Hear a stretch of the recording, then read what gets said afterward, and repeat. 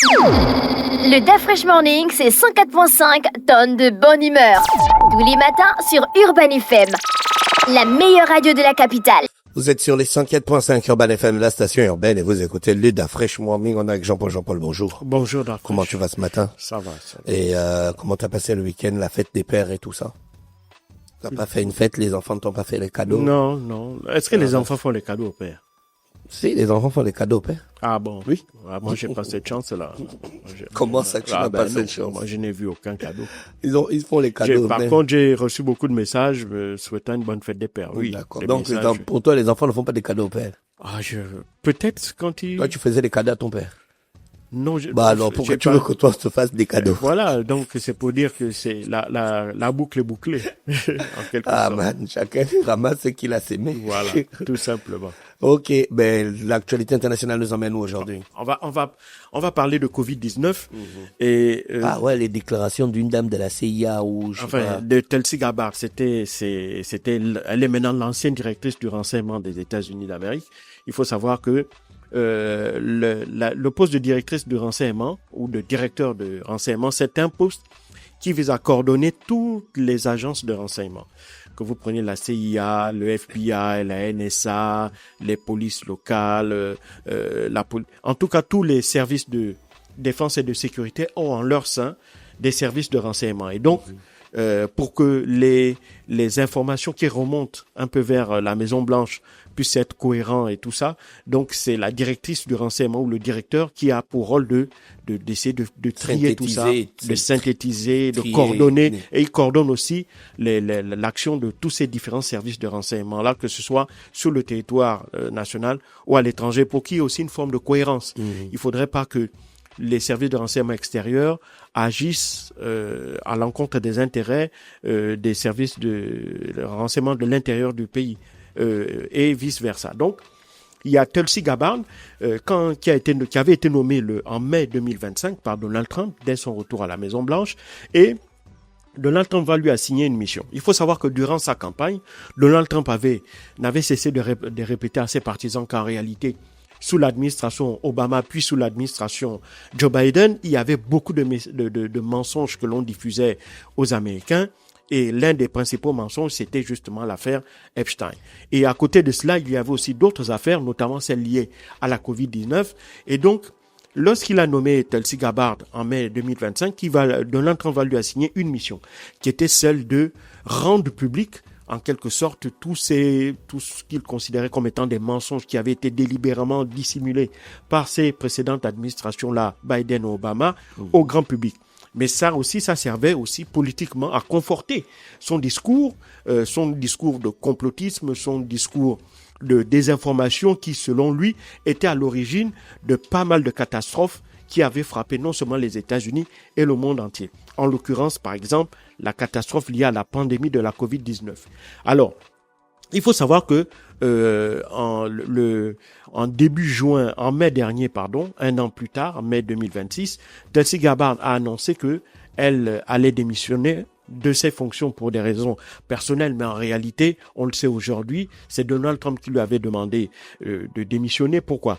À cause du dossier iranien. Tulsi Gabbard est passée 2 fois devant le Congrès en Iran. Et à 2 reprises, elle a tenu un discours qui était en contradiction avec la position de la Maison-Blanche, à savoir que l'Iran ne disposait pas d'un programme nucléaire en capacité de lui fournir l'arme nucléaire aujourd'hui. C'est-à-dire qu'à l'instant où elle parlait, elle n'avait pas de signaux, elle n'avait pas de renseignements qui donnaient l'impression que l'Iran détenait l'arme atomique, à l'inverse de ce que Israël et la Maison-Blanche disaient. Donc, à cause de cela, elle a été un peu poussée vers la sortie. Et donc, elle a annoncé qu'elle démissionnait pour des raisons personnelles. Et comme sa démission prenait effet à partir du 20 juin, donc elle a continué, si tu veux, à appliquer, si tu veux, les directives que Donald Trump lui avait données. C'est-à-dire que le 12 juin, elle avait déclassifié un certain nombre de documents concernant un certain nombre de problèmes, notamment d'abord, le 12 juin, c'était la fameuse ingérence russe dans les élections des États-Unis en 2016 et en 2020.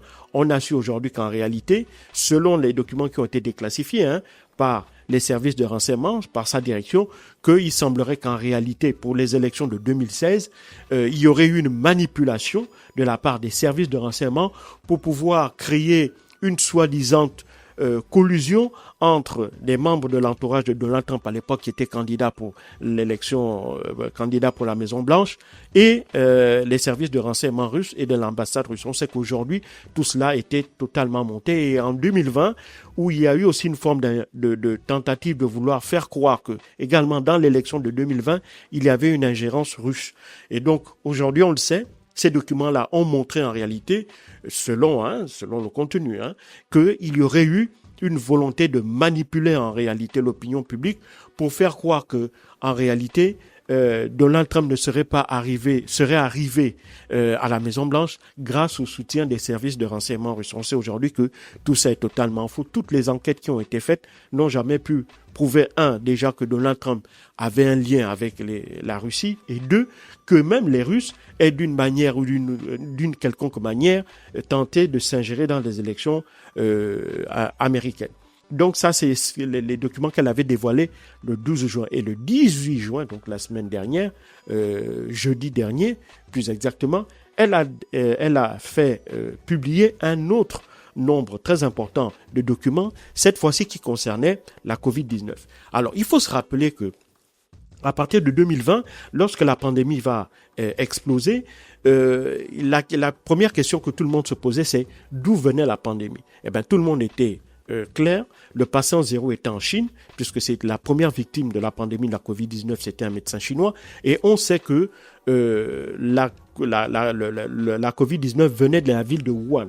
La particularité, c'est ce qu'on nous a dit. C'est la particularité de la ville de Wuhan, c'est que elle abrite sur son sol l'un des plus grands instituts de virologie au monde, ce qu'on appelle l'Institut de virologie de Wuhan. Et cet institut de virologie est situé à quelques kilomètres d'un grand marché de la ville. Parce qu'il faut savoir que Wuhan, c'est quand même une ville qui est dotée de plusieurs millions d'habitants. Et selon les documents déclassifiés par Tulsi Gabbard, la première version qui avait toujours été défendue à la fois par l'administration, on va dire Biden, et par les pouvoirs publics chinois, c'était que la transmission du virus COVID-19 s'était faite de manière totalement naturelle, passant de la chauve-souris, à l'homme, et c'est ainsi que cette pandémie, ce coronavirus-là, s'était par la suite transmis d'abord en Chine, puis aux États-Unis, puis dans le reste du monde. Alors, selon les documents déclassifiés par Tulsi Gabbard, en réalité, il n'en est rien. La vérité serait beaucoup plus sombre, puisqu'elle met en évidence déjà la position centrale d'un homme qui s'appelle Anthony Fauci. C'était le directeur de l'Institut national des allergies et des maladies infectieuses. Alors, Anthony Fauci, de sa position de directeur de l'Institut national des allergies et des maladies infectieuses, disposait d'un programme secret qui était financé par le contribuable américain, qui consistait à financer toute une série de réseaux de laboratoires biologiques à travers la planète, environ 120 laboratoires dans une trentaine de pays, dont un tiers de ces laboratoires ne serait disposé rien qu'en Ukraine. Et la fonction de ce programme-là visait à faire ce qu'on appelle, des recherches dans une méthode qu'on appelle le gain de fonction. Alors, le gain de fonction de quoi? Des coronavirus. Alors, qu'est-ce que c'est que le gain de fonction? C'est une méthode qui vise justement à modifier le code génétique des coronavirus, soit pour les rendre plus contagieux, soit pour les rendre plus transmissibles. Et donc, cette technique de gain de fonction est une technique extrêmement dangereuse et particulièrement, comme je l'ai dit, elle est très controversée.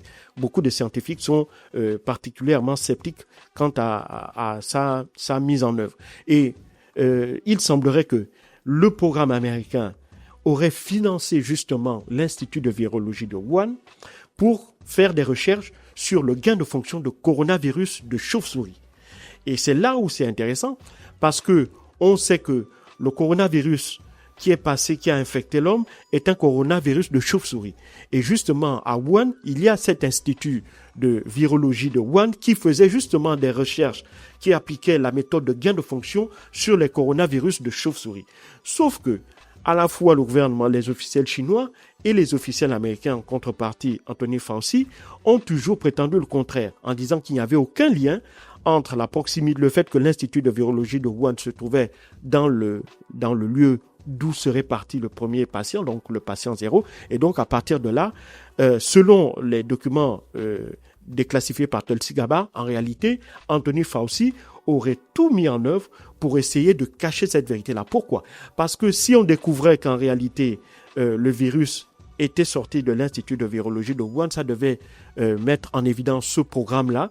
Et ce programme avait pour objet, et ça devait susciter la controverse. Parce que je le dis, les méthodes, les objets de ces recherches-là étaient des objets qui n'avaient absolument rien à voir avec la médecine ou la volonté de soigner certaines maladies. C'était plutôt l'inverse. C'était comment utiliser les maladies pour en faire des armes biologiques en réalité. Et donc Anthony Fauci a tout mis en œuvre, selon Tulsi Gabbard, pour cacher cette vérité-là. Et pour cela, il a utilisé une chose, c'est-à-dire qu'il s'est entouré d'un certain nombre d'experts triés sur le volet, et ces experts-là ont réussi à infiltrer tous les services de renseignement pour promouvoir cette vérité falsifiée-là, à savoir que la transmission de départ de la COVID-19 s'est faite de manière totalement naturelle. La transmission de l'animal vers l'homme s'est faite de manière naturelle. Et par la suite, Anthony Fauci a non seulement menti aux services de renseignement, mais il s'est aussi arrangé pour jouer un rôle majeur à la fois auprès des entreprises pharmaceutiques, parce qu'il faut savoir que en réalité, on le sait aujourd'hui, que ce programme secret-là de financement de recherche sur les coronavirus était également en partie financé par les entreprises pharmaceutiques. Pourquoi ? Parce que derrière l'objectif que font certaines sociétés pharmaceutiques, c'est-à-dire que elles peuvent arriver, pour gagner de l'argent, à créer de nouvelles maladies et en même temps créer des moyens thérapeutiques pour soigner ces maladies-là. Et donc, selon Tulsi Gabbard, certaines entreprises pharmaceutiques étaient au courant de ce qui se passait concernant le coronavirus et travaillaient en même temps pour essayer de créer une thérapie qui devait soigner contre cette maladie-là. Et donc, derrière, il y a le fait que, Anthony Fauci avait infiltré les services de renseignement et qu'il leur donnait les éléments scientifiques que ensuite, ces services de renseignement la prenaient comme vérité et les transmettaient aux politiques qui prenaient donc leurs décisions sur la base de ces rapports-là. Deuxièmement, les entreprises pharmaceutiques qui travaillaient avec Anthony Fauci pour parallèlement mettre en place des vaccins ou des médicaments pour lutter contre cette maladie-là et derrière remporter énormément d'argent. Et puis, la troisième chose que Anthony Fauci faisait, c'est qu'il travaille également à essayer de disqualifier toute voix non concordante. C'est-à-dire que tous ceux qui, de près ou de loin, essayaient de tirer la sonnette d'alarme sur le discours, la doxa qui régnait et qui a été imposée par Anthony Fauci, étaient immédiatement soit discrédité, soit menacé, soit carrément licencié. On a vu par exemple, et dans les documents de Tulsi Gabbard, c'est-à-dire que on a vu des cadres dans des sociétés pharmaceutiques qui avaient été menacés par Anthony Fauci de voir d'être licenciés. Certains même ont été licenciés de sociétés pharmaceutiques. On a vu des analystes au sein même de l'Institut national d'allergie et de maladies infectieuses voir leur carrière totalement menacée par Anthony Fauci directement si ces derniers essayaient de sortir du discours et essayer de se positionner même comme des lanceurs d'alerte, parce qu'il a tout mis en œuvre pour que les services de renseignement en réalité filtrent tous les discours qui ne concordaient pas avec sa position. Et on a vu que grâce à cela, Anthony Fauci a pu en quelque sorte manipuler à la fois l'opinion américaine et l'opinion mondiale, puisqu'il était devenu en quelque sorte la véritable référence mondiale sur la COVID-19. Et Tulsi Gabbard dit qu'il est allé plus loin, puisque en 2024, il avait été convoqué devant le Congrès justement pour s'expliquer sur le rôle qu'il aurait joué, notamment auprès des laboratoires qui travaillait sur le coronavirus et qui appliquait cette méthode controversée dite de gain de fonction. Et à l'intérieur, concernant les coronavirus et de chauve-souris, il aurait dit devant le Congrès qu'il n'avait jamais été informé de ces travaux-là sur le coronavirus et que, deuxièmement, il n'avait jamais été en contact d'une quelconque manière avec les services de renseignement concernant cette question-là. Or, selon Tulsi Gabbard, cela est totalement faux. Et c'est ce qui est particulièrement grave, c'est qu'il a menti sous serment devant le Congrès. C'est la raison pour laquelle elle a donc décidé, enfin, en rendant public ces informations-là, elle espère maintenant que les politiques puissent se saisir de la question. Et c'est ce qu'a fait un sénateur républicain qui s'appelle Rand Paul. Ce dernier est en train de saisir la justice pour que l'on puisse poursuivre Anthony Fauci pour parjure devant le Congrès et que ça puisse relancer en quelque sorte les enquêtes sur, en réalité, toute la chaîne de traitement de la question de la COVID-19, y compris aussi sur la question des vaccins. Il ne faut pas oublier qu'en janvier 2020, on a découvert la COVID-19, elle se propage dans le monde entier, et dès janvier 2021, février 2021, on avait déjà un vaccin. Et on sait par la suite qu'en réalité, ces vaccins-là n'étaient pas efficaces parce qu'il y a actuellement le Parlement, la Bundestag, le Parlement allemand, qui a lancé une vaste enquête parlementaire dans laquelle tous ceux qui étaient les acteurs liés à la COVID-19, notamment les entreprises pharmaceutiques allemandes, par exemple BioNTech, qui avait avec Pfizer proposé un vaccin, ils sont en train de faire l'objet ils n'ont pas encore été poursuivis, mais ils font l'objet d'auditions de la part du Parlement allemand pour déjà savoir si le vaccin contre la COVID-19 qu'ils avaient produit en 2021 respectait les normes et respectait les procédures. On sait aujourd'hui que c'était faux puisque beaucoup de tests avaient été sautés, notamment les tests que l'on devait faire d'abord sur les animaux pour s'assurer que les vaccins n'avaient pas d'effets secondaires. Donc, toutes ces procédures-là ont directement été sautées et rapidement, de manière totalement biaisée, on leur a accordé des autorisations de mise sur le marché. Et aujourd'hui, on est en train de faire des enquêtes pour savoir quels sont les effets à moyen et à long terme du vaccin sur les personnes qui ont été vaccinées. Je dis aussi en passant que normalement au Gabon, pays qui a utilisé ces vaccins-là, normalement, on devrait ouvrir une étude pour voir quels sont les effets si, au niveau de la mortalité dans notre pays, ces vaccins-là qui ont été utilisés de manière massive sur la population n'auraient pas aussi un impact sur ces populations. Mais pour refermer la parenthèse, il faut donc savoir que pour Tulsi Gabbard, Anthony Fauci a au nom de ses intérêts personnels et au nom des liens qu'il avait avec certaines compagnies pharmaceutiques, décidé de falsifier la vérité concernant les origines de la COVID-19, falsifier des pans entiers de rapports concernant la propagation, la transmission et surtout la fabrication du vaccin. Et enfin, il aurait tout mis en œuvre pour empêcher que des lanceurs d'alerte, que des personnes qui essayaient de contredire le discours que lui, il propageait, soient mises hors d'état de nuire d'un point de vue professionnel. Donc ça, évidemment, c'est ce qu'il faut retenir. Et je suis particulièrement surpris que ces révélations-là n'ont pas véritablement encore bousculé les pays. En Europe, comme je l'ai dit, il y a l'Allemagne, il y a déjà des travaux qui sont en train de se faire, mais je suis sûr que à moyen terme, il faudra véritablement que tous les pays se saisissent de ces révélations-là et fassent des enquêtes sur la manière dont ils ont géré notamment la COVID-19. Merci Jean-Paul avec nous ce matin sur les 104.5 Urban FM, la station urbaine dans le DaFresh Morning. Jean-Paul qui revenait sur l'actualité internationale. Le DaFresh Morning, c'est 104.5 tonnes de bonne humeur. Tous les matins sur Urban FM, la meilleure radio de la capitale.